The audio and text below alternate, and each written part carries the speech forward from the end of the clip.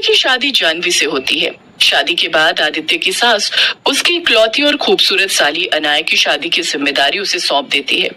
अब आदित्य अपनी खूबसूरत साली की शादी के लिए लड़का ढूंढने लगता है। आगे क्या होता है जानने के लिए देखते हैं खूबसूरत साली की शादी। आदित्य जयमाला के लिए जानवी का इंतजार कर रहा था। ओफो, ये जानवी को भी जयमाला के लिए आने में कितना वक्त लग रहा है, पता नहीं कब आएगी। तभी जानवी स्टेज पर आती हुई दिखाई देती है। आखिरकार जानवी आ रही है, लेकिन इसके साथ ये बला की खूबसूरत लड़की कौन है जो इसके बगल में चल रही है? कहीं ये जानवी की छोटी बहन अनाया तो नहीं? अरे यार, ये तो बहुत ही खूबसूरत है। मैंने इसे पहले क्यों नहीं देखा? अगर इसे पहले देख लिया होता तो इसी से शादी करता, लेकिन अब तो कुछ नहीं हो सकता। चलो, ये मेरी साली तो है, बस इतने से ही संतोष कर लूंगा। वैसे भी साली आधी घर वाली होती है। आदित्य अपने मन में ये सब सोच ही रहा था और जानवी उसके पास आ जाती है। क्या सोच रहे हैं जीजा जी, दीदी के गले में वरमाला नहीं डालेंगे क्या? सोच रहा हूँ कि ये वरमाला आपके गले में डाल दूं। ना ना जीजा जी, ऐसा सोचना भी मत। अब जल्दी से दीदी के गले में वरमाला डालिए। ठीक है, आप कह रही है तो मैं आपकी दीदी को वरमाला पहना देता हूँ। उसके बाद आदित्य और जानवी एक दूसरे को वरमाला पहनाते हैं। कुछ देर के बाद शादी की रस्में भी शुरू हो जाती हैं और शादी संपन्न हो जाती है। जानवी की विदाई हो जाती है और वो अपने ससुराल चली जाती है। शादी के कुछ दिनों के बाद, आदित्य बेटा, जानवी की माँ ने तुम दोनों को पग फेरों के लिए बुलाए है। तू कल जानवी को लेकर उसके मायके चले जाना। ठीक है माँ, इसी बहाने मेरी खूबसूरत साली अनाया से भी मुलाकात हो जाएगी। क्या कहा तूने? कुछ नहीं माँ, मैं कल जानवी को लेकर उसके मायके चला जाऊंगा। दूसरे दिन आदित्य जानवी को लेकर उसके मायके जाता है, जहाँ अनाया उन दोनों का स्वागत करती है। वेलकम जीजू, हमारे घर में आपका स्वागत है। क्या लाऊं आपके लिए, ठंडा या गरम? आप तो अगर ठंडा भी लाएंगी तो आपके हाथों में आकर वो गर्म हो जाएगा। क्या कहा आपने? कुछ नहीं, कुछ भी ले आइए।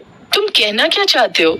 मैं शादी के दिन से देख रही हूँ तुम अनाया से उल्टी सीधी बातें कर रहे हो। अरे मेरी जान, एक ही तो साली है मेरी, क्या मैं उससे मजाक भी नहीं कर सकता? तभी जानवी की माँ शीतल वहाँ आती है। सही कहा आपने दामाद जी, एक ही साली है आपकी और अब इसकी शादी की जिम्मेदारी आपकी है। जी हाँ, आपने सही सुना। आप तो जानते हैं कि जानवी और अनाया का कोई भाई नहीं है। आपके ससुर जी से अब अकेले कुछ नहीं होता, इसलिए अनाया की शादी की जिम्मेदारी आपको ही उठानी पड़ेगी।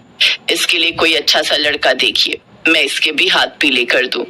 आदित्य मन ही मन सोचता है कि अनाया की शादी काश मुझसे ही हो जाती। काश अनाया की शादी मुझसे ही हो जाती, लेकिन ऐसा हो नहीं सकता। आप क्या सोचने लगे दामाद जी? कुछ नहीं, मैं अनाया के लिए कोई अच्छा सा लड़का देखकर आपको बताता हूँ। तभी अनाया शरबत लेकर आती है। लीजिए जीजू, शरबत पीजिए और अपने कमरे में जाकर आराम कीजिए। थोड़ी देर में आप दोनों को खाने के लिए बुलाती हूँ। इतनी खूबसूरत लड़की खाना भी बनाती है? हाँ, माँ ने मुझे ये सब कुछ सिखाया है। फिर तो आपके लिए लड़का मिलना और भी आसान हो जाएगा। आदित्य की इस बात पर अनाया शर्मा कर वहाँ से चली जाती है। पग फेरों की रस्म के बाद दूसरे दिन आदित्य और जानवी वहाँ से चले जाते हैं। कुछ दिन बाद शीतल आदित्य को फोन करती है। दामाद जी, आपने अनाया के लिए कोई लड़का देखा? आप चिंता मत कीजिए माँ जी, मैं आपको 2-3 दिन में बताता हूँ। ठीक है दामाद जी। आदित्य अनाया के रिश्ते के लिए सोचने लगता है। इतनी खूबसूरत साली को कौन अपने से दूर भेजना चाहेगा? अनाया की शादी किसी ऐसे लड़के से करवा देता हूँ जो मेरे आसपास ही रहता हो। तभी आदित्य को विजय का ध्यान आता है। विजय आदित्य की टीम में काम करता था और उसका घर आदित्य के घर के पास ही था। अनाया की शादी विजय से करवा देता हूँ। काम के सिलसिले में अक्सर विजय के घर जाना होता ही है, इसी बहाने मेरी खूबसूरत साली मेरी नजरों के सामने रहेगी। आदित्य उसी समय शीतल को फोन करता है और विजय के बारे में बताता है। ये तो बहुत अच्छी बात है दामाद जी, दोनों बहनें आसपास रहेंगी तो उनका दिल भी लगा रहेगा। आप विजय से कह देना कि कल हम लोग रिश्ते की बात करने उसके घर आएंगे। विजय और उसके माता पिता की रजामंदी भी तो लेनी जरूरी है। माँ जी, आप तो बस ये रिश्ता पक्का समझिए, विजय के माता पिता मेरी बात को कभी नहीं टालेंगे।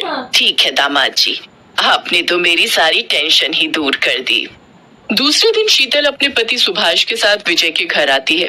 विजय के माता पिता आदित्य से बहुत प्रभावित थे, इसलिए आदित्य की साली का रिश्ता वे खुशी खुशी स्वीकार कर लेते हैं और उसी दिन अनाया और विजय की सगाई भी हो जाती है। इस बात से सबसे ज्यादा खुशी आदित्य को होती है। ये तो बहुत अच्छी बात है ना कि अब अनाया भी हमारे पड़ोस में रहने आ रही है। क्या बात है, अनाया की शादी से आपको कुछ ज्यादा ही खुशी हो रही है। अरे भाई, खुशी क्यों नहीं होगी? तुम दोनों बहनें पड़ोस में रहोगी, एक दूसरे से रोज मिलोगी, तो मुझे भी अच्छा लगेगा ना। अनाया का साथ पाकर तुम्हें खुशी मिलेगी और तुम्हारी खुशी में ही मेरी खुशी है। अच्छा, तो ये बात है। मैं तो कुछ और ही सोच रही थी। तुम जरूर कुछ गलत सोच रही होगी। नहीं, ऐसी बात नहीं है। आप मेरे बारे में इतना सोचते हैं तो मैं आपके लिए गलत क्यों सोचूंगी भला। अच्छा, अब हमें अनाया की शादी की तैयारी करनी है। हाँ, माँ ने मुझे सब बता दिया है। मैं शॉपिंग का काम संभालूंगी, आप कार्ड छपवाने, मैरिज हॉल बुक करने और बैंड बाजी का काम संभाल लीजिए। ठीक है। अब आदित्य और जानवी अनाया की शादी की तैयारियों में जुट जाते हैं।